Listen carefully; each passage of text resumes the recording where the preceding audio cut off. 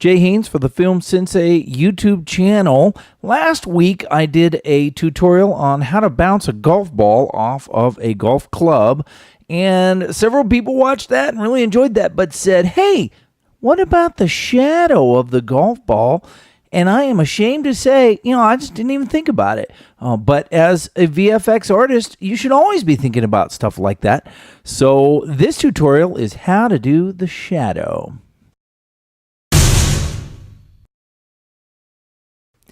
All right, so I have this situation where the golf ball, the point of the golf ball is already there, right?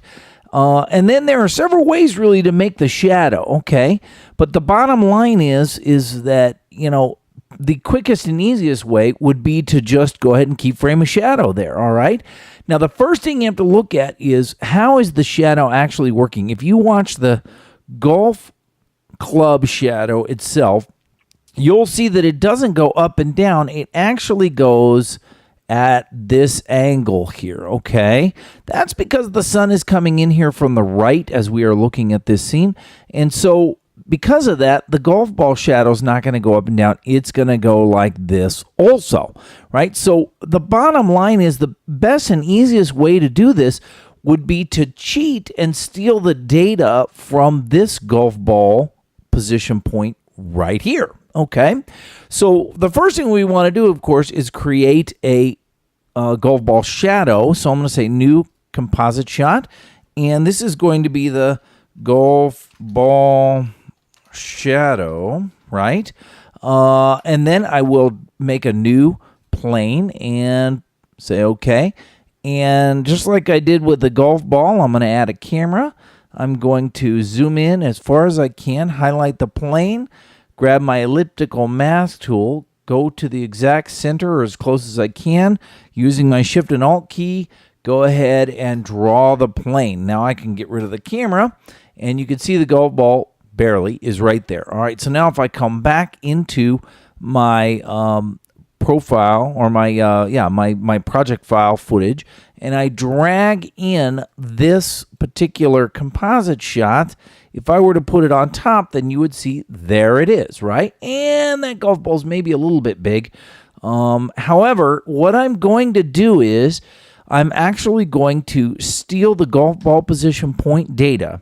I'm going to copy it, and I'm going to go ahead and put it here in the shadow, and then I'm going to go ahead and position it. So now, I don't know if you can see it, but that plane is going to be bouncing up and down just like it was before, all right?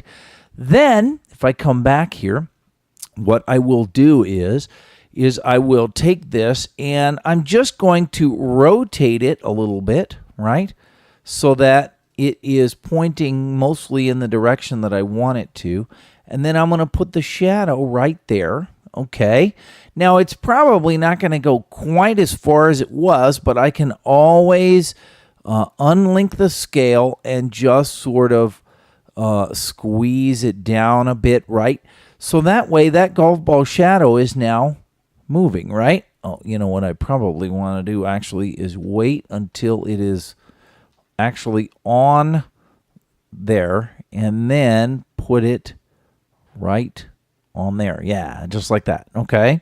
So now you can see that the golf ball shadow is going up and down, and like I said, it's a little bit big, so I may go into the shadow itself and highlight the mask, zoom in on this slightly using my and just sort of readjust it there. Okay.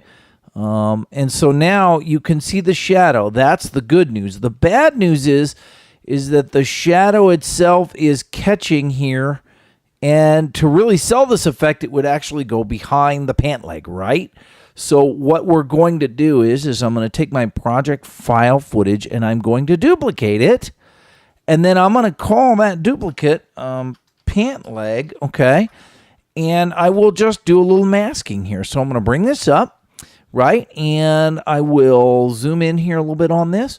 Grab my freehand mask tool, and on the pant leg itself, I will just sort of, very roughly, kind of, mask that off. So now the golf ball itself will actually go behind the pant leg, right? And you can see that it is just slightly off, right? It is just slightly off.